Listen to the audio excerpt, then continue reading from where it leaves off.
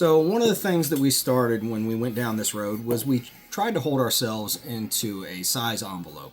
And we wanted to stay with our S-can under 6 inches. And the reason for that is you went through a lot of work to build the system that was right for you on a short-barreled AR platform. You either went with a 10.3, 10.5, 11.5 inch, whatever it may be. You designed a system and built a package that was maneuverable and lightweight, and we did not want to mess with that, but we still wanted to give you the maximum amount of suppression possible in a duty grade suppressor. So with that being said, our DEADRIDGE-S line comes in at 5 3/4 inches. So again, we held under that 6 inch design criteria, and we wanted to maximize the suppression but still allow the end user to be able to run even some of these longer flash hiders that a lot of people are using with the quick attach mounts. And the reason for that is some even very expensive cans have issues with interference where the muzzle device itself is too long and comes in contact with the blast baffle inside the can due to the blast chamber being too short.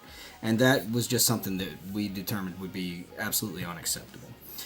You went through the trouble to choose that mounting system and that mounting standard for a reason, and we wanted to ensure that you could utilize that mounting standard with the DEADRIDGE line of suppressors.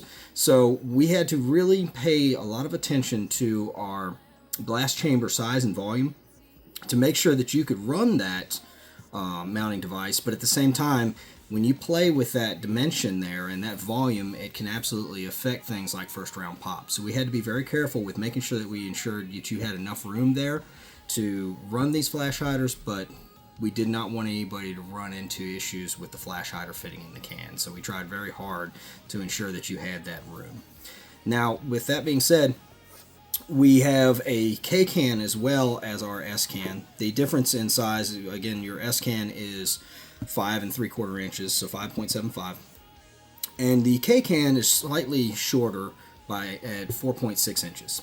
And the reason that we decided to make a K can is, while a little over an inch does not seem like a lot, we wanted to allow the end user to have the opportunity to run something even smaller should they deem fit. Again, if you're running a 10.5 or a 10.3 and you were really struggling with, I want to run a 10.5 instead of an 11.5 or 12.5, you're now measuring things in inches and ounces.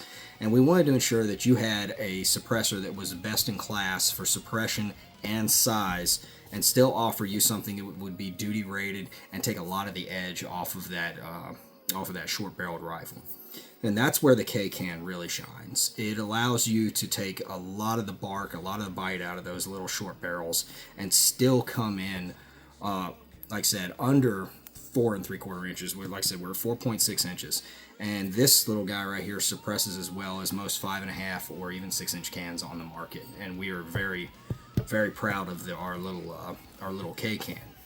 With that being said, the S is going to be quieter. It's just, there's no free lunch, and this is no different. We took 3 baffles out of our S to make our K, and there is a noticeable difference between the two. So if you're going for maximum suppression on your 5.56, the S is what you're going to want. But if you are trying to really just get down and dirty and not have a longer gun than you need, and you're just looking for something to take the bark and bite off, the K does a very, very good job at that. This really takes a lot of it out, and